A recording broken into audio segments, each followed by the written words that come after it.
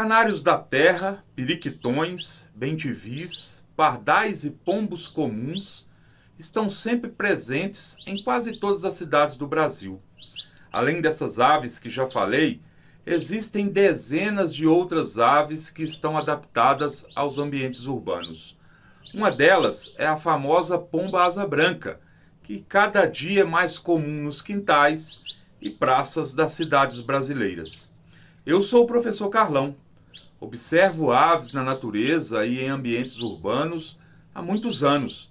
E também já criei e reproduzi muitas aves em ambiente doméstico. Passarinhando na minha cidade, presenciei uma história de superação de um casal de asa branca que vou compartilhar com vocês aqui. Os pombos asa branca, ao contrário dos pombos comuns, são aves da fauna brasileira. Os pombos comuns não são da nossa fauna, vieram com os portugueses e eles costumam fazer ninhos nos telhados e outras partes de construções feitas pelos humanos.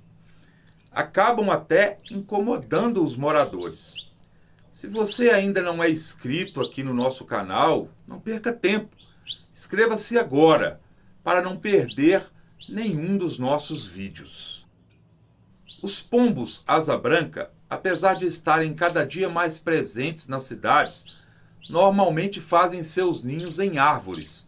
E como os ninhos são feitos com alguns poucos gravetos, é muito comum encontrarmos ovos ou até filhotes caídos, depois de vendavais e chuvas fortes. Esse casal, em específico, construiu seu ninho numa árvore no passeio de uma das ruas aqui da minha cidade.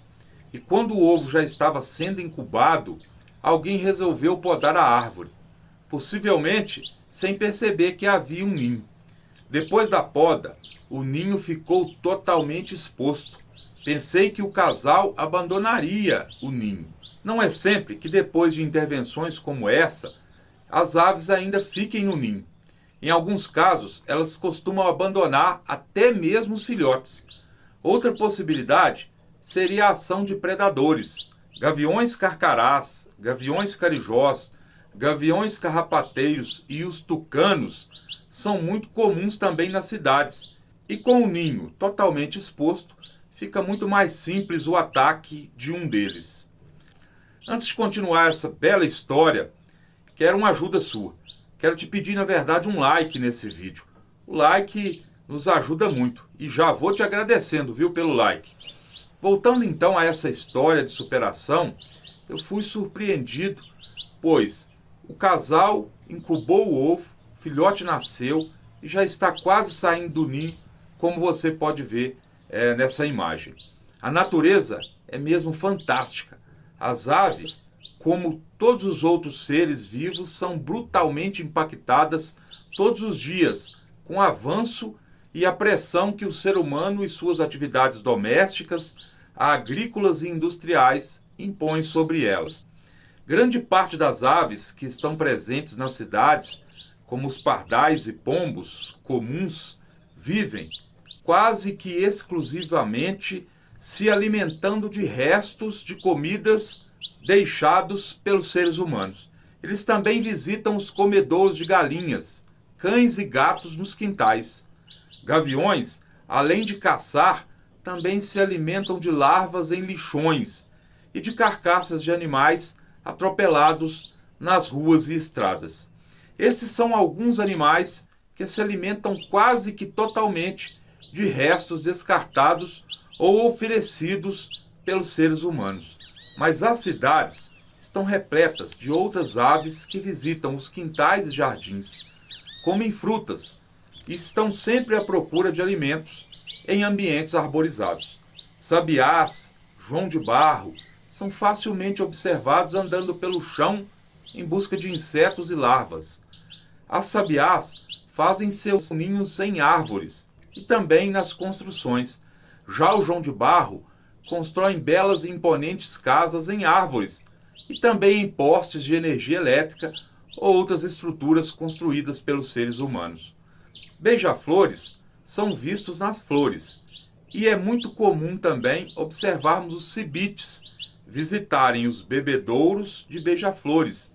Os cibites também disputam com os sabiás, sanhaços e saíras as frutas nos quintais. Pica-paus e almas de gato podem ser vistos também à procura de larvas nos troncos de árvores. E eu não posso esquecer de dizer aqui das garrinchas. Estão sempre presentes no chão e em gramados à procura de alimentos. Elas fazem seus ninhos em buracos de muros. Nesse tipo de tijolo conhecido aqui na minha região como bloco, elas utilizam muito para fazer seus ninhos. Fácil de observar também nas cidades são os suiriris e os bentivis, nos fios sempre à espera de um inseto, que eles costumam capturar em pleno voo. Já os canários da terra estão acostumados com a quirera ou canjiquinha de milho, que são disponibilizados por muitas pessoas no chão ou em comedouros, e eles costumam promover uma verdadeira aglomeração para se alimentarem. Nós podemos atrair aves para próximo das nossas casas. Para isso, podemos fazer algumas coisas. Uma delas é plantar árvores frutíferas, como amora, jabuticaba e frutas do sabiá, e outras árvores que produzem flores, como a astrapeia e o amor agarradinho. Quem vai gostar muito também, além das aves, são as abelhas indígenas ou europeias. Podemos também providenciar comedouros e servir mamões, bananas, laranjas, canjiquinha de milho e sementes como painço. Frutas, flores, canjiquinha de milho e sementes compõem a base da alimentação de quase todas as aves. E elas, instintivamente, comportam da seguinte maneira: quanto mais alimento disponível, mais elas se reproduzem. Ou seja, a abundância de alimento provoca naturalmente um aumento do número de aves numa determinada região. E tem mais: as aves são responsáveis pela dispersão de sementes de muitas árvores e arbustos. Assim, o aumento do número de aves também impacta positivamente no meio ambiente, com o aumento e diversificação da vegetação. Nossos quintais ficam bem mais alegres e bonitos com a presença desses animais.